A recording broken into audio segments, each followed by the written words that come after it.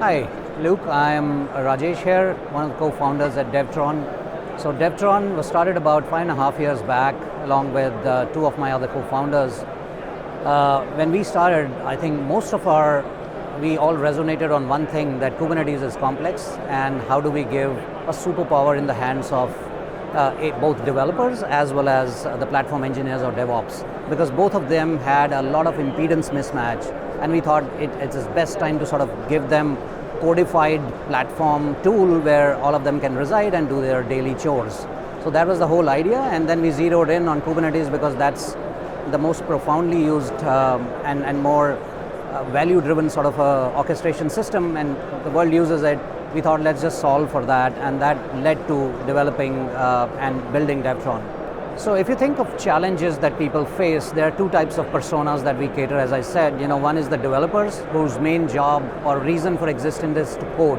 They don't want to deal with complexities on Kubernetes, etc. So then we were addressing that very easily through the platform, where we said that you focus on coding and leave the developer complexities on Kubernetes to us. We abstract out the complexities through a very low code, no code kind of an interface. And you don't have to remember kubectl commands, you don't have to remember a lot of things related to deployment nuances, and we sort of take that pain out from you. And literally every developer can become a Kubernetes expert by having this superpower like Devtron.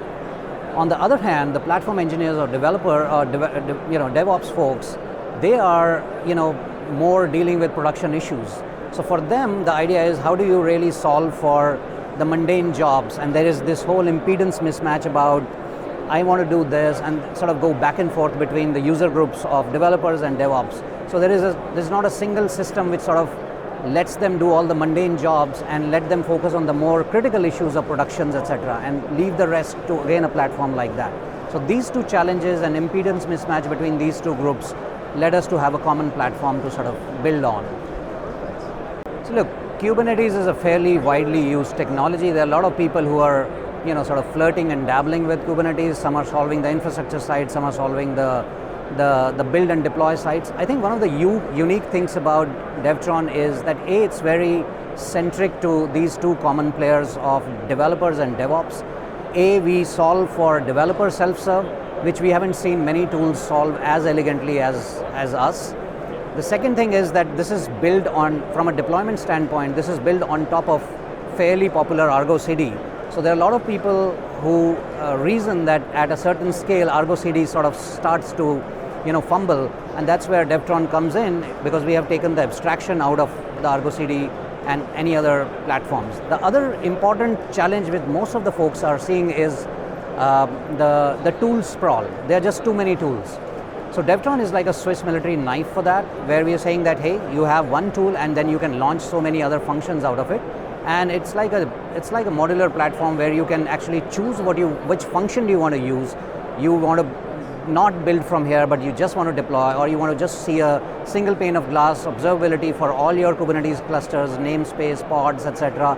You can still use Devtron. So many use cases and so many ways that the platform or the tool actually deals with the user, which is either a developer or a platform engineer. So I think that's the very unique thing. And lastly, but not the last, we are open source, which gives you a lot of, again, edge to play with Devtron, and don't be constricted with when do you have to pay us. It's only when you have enterprise type compliance governance features, then you deal with the cost side or the enterprise side of Devtron. So I think these are the four things which stand out for me, and most of the folks resonate with these four features.